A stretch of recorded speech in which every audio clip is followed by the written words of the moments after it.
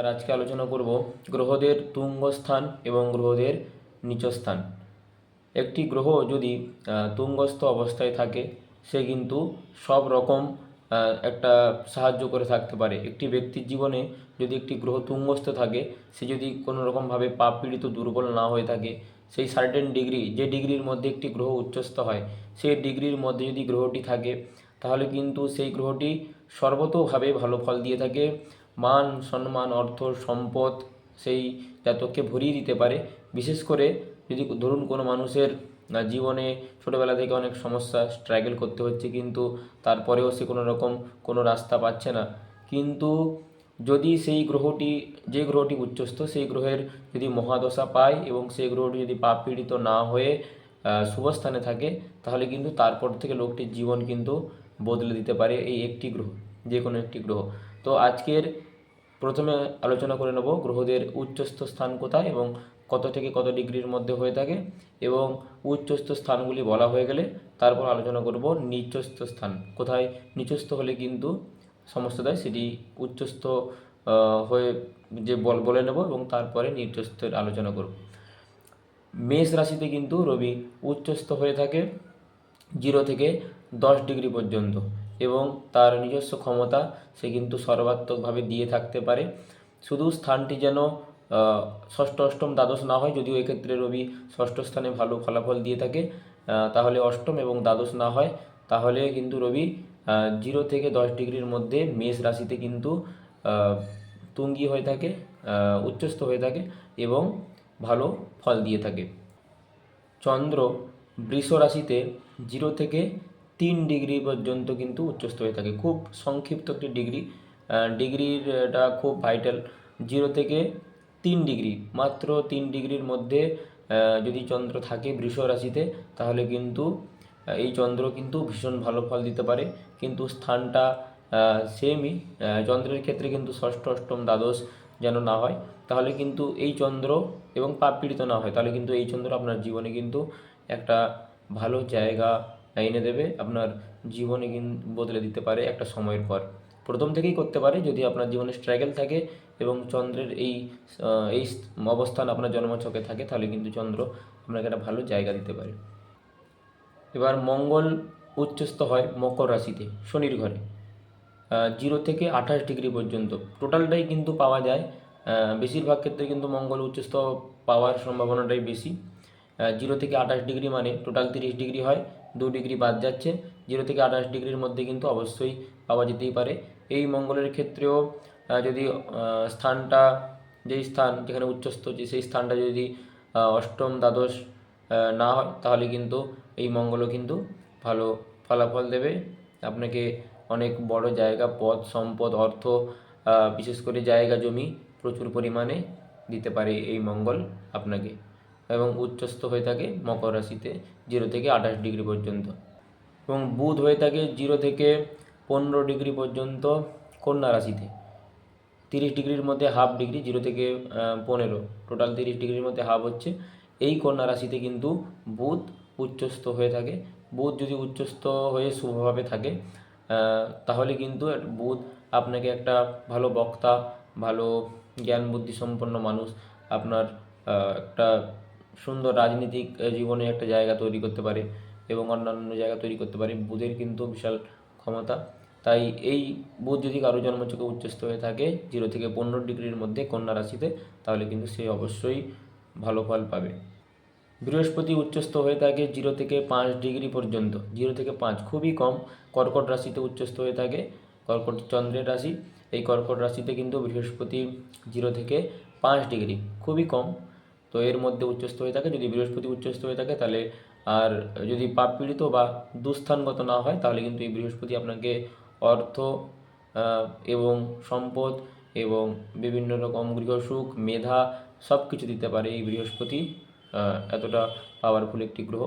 এই বৃহস্পতি উচ্চস্থ হয় কর্কট রাশিতে 0 থেকে 5 ডিগ্রিতে।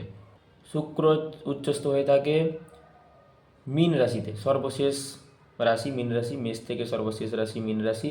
এই মীন রাশিতে শুক্র উচ্চস্থ হয়ে থাকে 0 থেকে 27 ডিগ্রি পর্যন্ত, তারপরে কিন্তু সেই ফল দিতে পারবে না।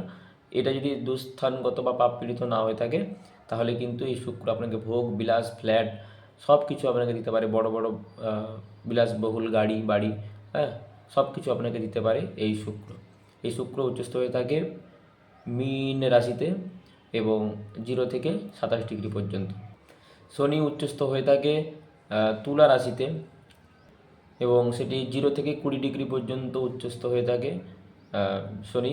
এবং শনি উচ্চস্থ হলে, দুস্থানগত না হলে, এই শনি কিন্তু আপনাকে জীবনের যে একটা সময়ের পরে কিন্তু শনিদেব আপনাকে সব কিছু অর্থ সম্পদ সব কিছুতে আপনাকে ভরিয়ে দিতে পারে।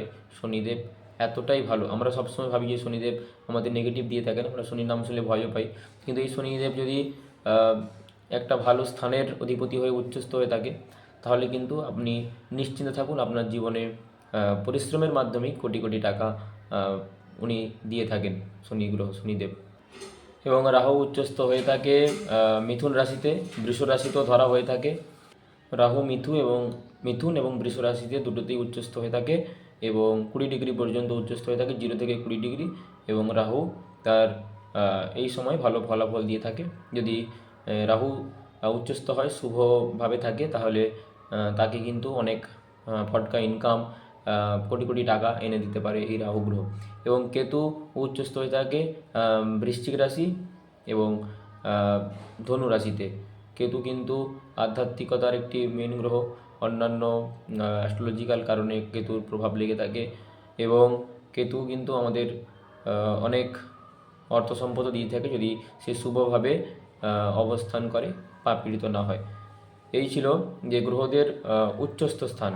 এবং এই গ্রহরা নিচস্থ হয় কোথায়? নিচস্থ হয়ে তাদের ক্ষমতা হারিয়ে ফেলে তারা, যে এই যে শুভ ফল তার জায়গায় যে অশুভ ফল দিয়ে থাকে, সেটা কোন ঘরে কত ডিগ্রিতে নিচস্থ হয় সেটা এখন আলোচনা করে নেব।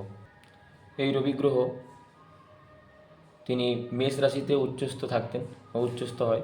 তো এই রবি গ্রহ কিন্তু তুলা রাশিতে নিচস্থ হয়ে যায়। ঠিক তার উল্টো দিকের যে রাশি, মেষ রাশির যে একদম সমসপ্তমে রয়েছে সেটি হচ্ছে তুলা রাশি। এই তুলা রাশিতে কিন্তু রবি গ্রহ হচ্ছেন যে তিনি নিচস্থ হয়ে যান। ডিগ্রিটা সেমই, 0 থেকে 10 ডিগ্রি, এই ডিগ্রির মধ্যে নিচস্থ হয়ে যান। তারপরে কিন্তু নিচস্থের ফলাফল তিনি দেবেন না, কিন্তু 0 থেকে 10 ডিগ্রির মধ্যে থাকলে তিনি নিচস্থ থাকেন এবং সম্পূর্ণ ভাবে অনেকটা তিনি নিষ্ক্রিয় বা ফলহীন হয়ে পড়েন এবং সমস্যা তৈরি করে।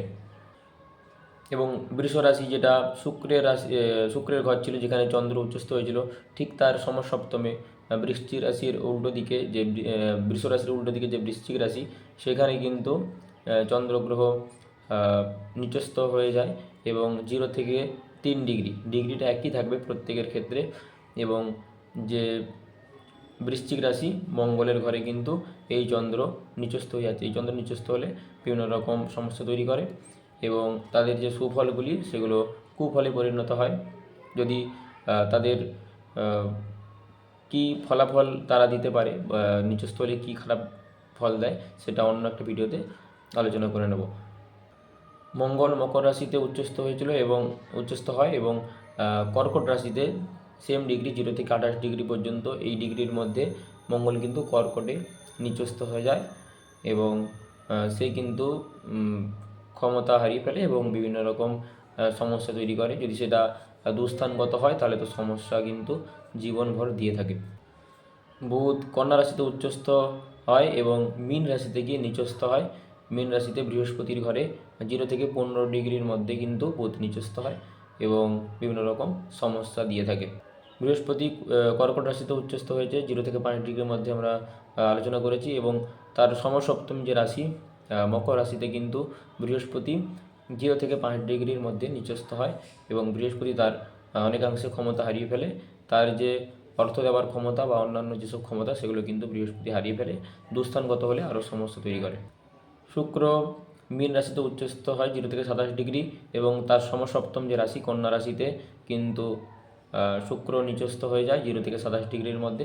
এবং শুক্রের যেসব পাওয়ারফুল ক্ষমতা শুক্র আমাদের জীবনে যেসব দিয়ে থাকে, সেই সমস্যা কিন্তু সেগুলোতে সমস্যা তৈরি করে, সেগুলোর পূর্ণ ফল কিন্তু দিতে পারে না এই শুক্র গ্রহ। শনি গ্রহ তুলা রাশিতে উচ্চস্থ হয়ে থাকেন এবং তার সমসপ্তম যে রাশি মেষ রাশি, সেইখানে কিন্তু 0 থেকে 20 ডিগ্রি পর্যন্ত ওই ডিগ্রির মধ্যে কিন্তু শনিদেব নিচস্থ হয়ে যান। তারপরে ডিগ্রিগুলোতে কিন্তু নিচস্থ ধরা হবে না। 21 ডিগ্রি হয়ে গেলে, 20 ডিগ্রির সামান্য পেরিয়ে গেলেও কিন্তু নিচস্থের ফল তিনি সম্পূর্ণভাবে দেবেন। এই হচ্ছে শনিদেব মেষ রাশিতে নিচস্থ হয়ে যান। রাহু ধনু রাশিতে 0 থেকে 20 ডিগ্রি পর্যন্ত এই সময়ের মধ্যে নিচস্থ হয়ে যান, যেখানে মিথুন রাশির সমসপ্তম রাশি হচ্ছে ধনু রাশি, ধনু রাশিতে কিন্তু রাহু গ্রহ নিচস্থ হয়ে যান এবং কেতু গ্রহ নিচস্থ হয়ে যান আপনার মিথুন রাশিতে অথবা বৃষ রাশিতে। রাহু বৃশ্চিক এবং ধনু এবং কেতু আপনার বৃষ এবং মিথুন, এই দুটো রাশি করেই কিন্তু তাদের নিচস্থের স্থান, এবং তারা কিন্তু নিচস্থ হলে তাদের যে কোটিপতি করে দেওয়ার ক্ষমতা বা তাদের যে বিভিন্ন রকম সুফল তারা সেগুলো কিন্তু দিতে পারবে না। বিশেষ করে যদি দুস্থানগত পাপপীড়িত হয়ে থাকে তারা কিন্তু সর্বাত্মক ফল লাভে কিন্তু অসমর্থ হয়ে পড়বেন। এই ছিল আজকের যে উচ্চস্থ এবং নিচস্থ গ্রহদের স্থান, তারা কত ডিগ্রিতে এবং কোথায় হয়, এই ছিল আজকের আলোচনা। যদি আপনাদের ভালো লাগে অবশ্যই চ্যানেলটির সঙ্গে থাকবেন। ভালো থাকবেন। নমস্কার।